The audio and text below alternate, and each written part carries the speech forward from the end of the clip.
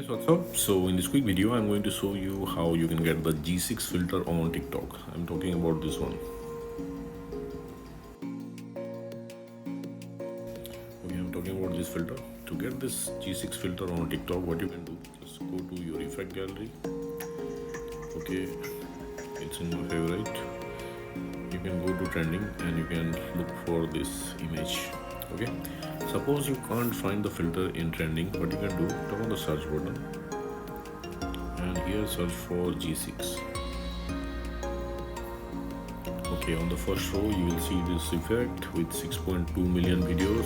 Tap on it. Okay, you got the filter.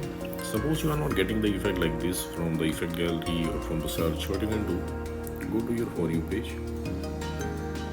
Okay, and here you have to search for Bruno Vincius. He is the creator of this effect. You can follow him to unlock all his filter to your camera. Okay, he's having some awesome filters.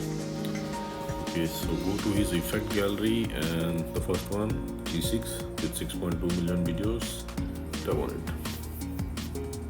You will be directed to the effect page. Now from here you can add it to your favorites, and at the bottom of the screen you will see use this effect. Just tap there.